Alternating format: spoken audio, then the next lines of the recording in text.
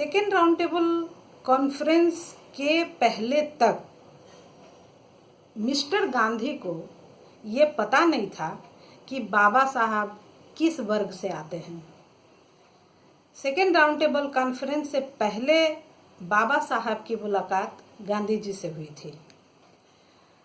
तो मिस्टर गांधी और बाबा साहब के जो वार्तालाप थे वो मैं आपको बताने जा रही हूँ। बाबा साहब ने अपनी अभिव्यक्ति करने से पहले जो मिस्टर गांधी ने कहा वो मैं आपको बता रही हूँ कि अंबेडकर, ये देश आपका है। आपने फर्स्ट राउंड टेबल कॉन्फ्रेंस में जो बातें रखी वो सारे रिपोर्ट्स मेरे पास हैं, तो आप इतने क्यों परेशान हैं?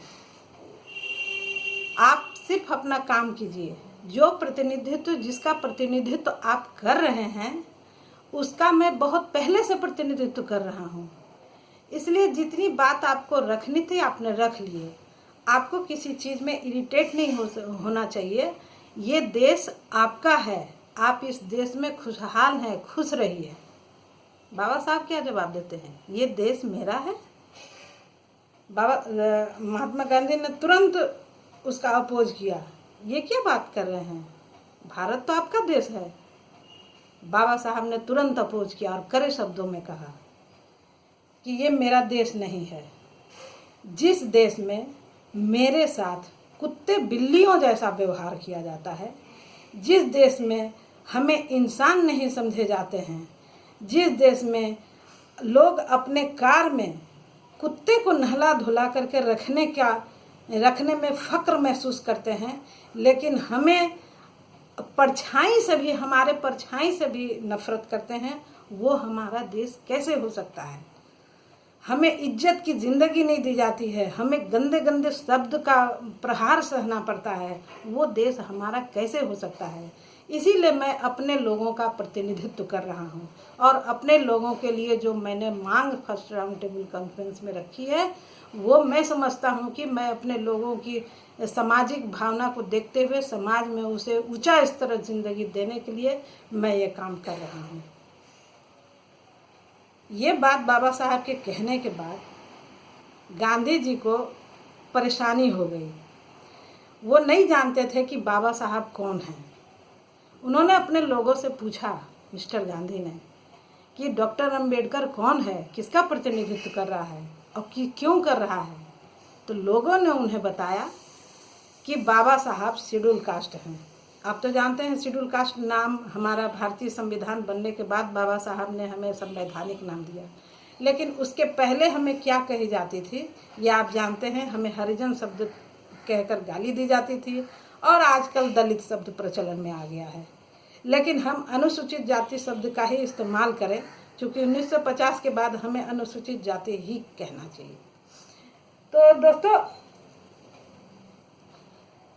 जैसे ही मिस्टर गांधी को ये पता चला कि बाबा साहब शेड्यूल कास्ट हैं, तो उन्हें बड़ा आश्चर्य हुआ कि अरे, इतने दिनों से मैं भंगी बन करके भंगी के लोगों के साथ में रह करके काम किया।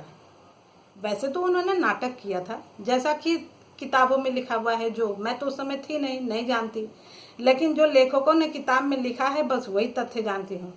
लेकिन लेखकों ने अगर किताब में लिखा है तो जो इतिहास बताया जा रहा है, जो इतिहास रिकॉर्डेड है, जैसे महात्मा गांधी ने हमारे हक अधिकार छीनने के लिए जो प्रयास किया, पुनः पैक्ट हुआ, तो बाबा साहब के साथ ये कन्वर्सेशन में कि तुम्हारा आपका ये देश है, आप इस देश में खुशहाल रहो, आप मेरे पास कुछ नहीं है लेकिन आपका तो ये देश है, वो क्यों कह रहे थे? वो यही जताना चाह रहे थे कि मैं तो पहले से ही प्रतिनिधित्व कर रहा हूँ इस वर्ग का, अब तुम क्या कर लोगे? ये बताने का प्रयास महात्मा गांधी ने किया था बाबा साहब को। लेकिन जैसे ही गांधी जी को यह जानकारी मिली कि बाबा साहब तो जिस समाज का प्रतिनिधित्व कर रहे हैं उसी वर्ग से बाबा साहब हैं, तो फिर उनको जो परेशानी हुई वो पूना पैक्ट के दौरान आप देखने को मिला। जब उन्होंने बाबा साहब से कह दिया था कि ये देश आपका है और जो आपने जो फर्स्ट राउंड टेबल कॉन्फ्रेंस में जो आपने अपने लोगों के लिए मांगे रखी हैं वो मेरे संज्ञान में है, तो फिर उन्होंने पूना पैक्ट क्यों किया?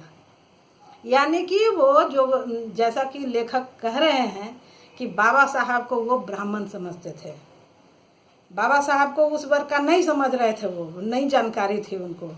अगर उनको जानकारी रहती तो वो कभी भी ये नहीं कहते कि ये देश आपका है, आपने जो काम किया है वो मेरे संज्ञान में है।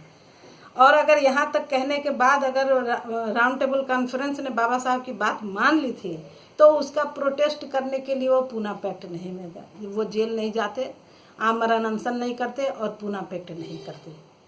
तो दोस्तों ये कुछ तथ्य की बातें थी जो मैंने आपको बताई, और ये मुझे पढ़ने को मिला है।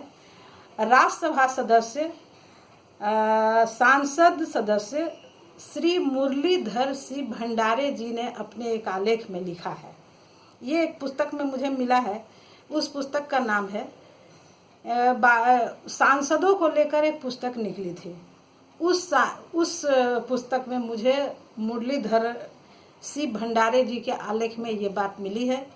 तो दोस्तों ये बात मैंने इसलिए आपको बताई कि गांधी जी बाबा साहब को ब्राह्मण समझ रहे थे, और गांधी जी ये समझते थे कि जिस वर्ग के लिए मैं काम कर रहा हूँ उस वर्ग में सिर्फ देश भर में एक ही नेता है और कोई नहीं है। लेकिन गांधी जी के रहते हमें कोई हक अधिकार नहीं मिला। गांधी जी ने हमारे अधिकार को मानने के लिए आमरण अनशन किया, बाबा साहब की बात नहीं मानी, जबकि बाबा साहब को उन्होंने कहा कि ये देश आपका है, आप इसमें खुश रहिए। और बाबा साहब ने जो तर्क दिया वो भी मैंने आपको बताई। तो हमारे लिए श्रेष्ठ कौन है ये आप जान जाए और उन्हीं का अवलोकन करें, बाबा साहब का अवलोकन करें, बाबा साहब की किताबें पढ़ें और ज्ञान अर्जन करें। ऐसा नहीं कि कोई कुछ कह दे तो उसी पर उड़ना शुरू कर दें। ज्ञान अर्जन करें, बाबा साहब के वॉल्यूम्स पढ़ें। जिस बाबा साहब के वॉल्यूम्स में जो चीज़ आपको लगे कि ये बाबा साहब के आंदोलन, आक्रामक आंदोलन के से मेल नहीं खाता है, उस चीज़ को आप एबॉलिश करके, उस चीज़ को आप अवॉइड करके उस पुस्तक से कुछ जानकारी हासिल कीजिए। जय भीम, जय संविधान, जय बाबा साहब।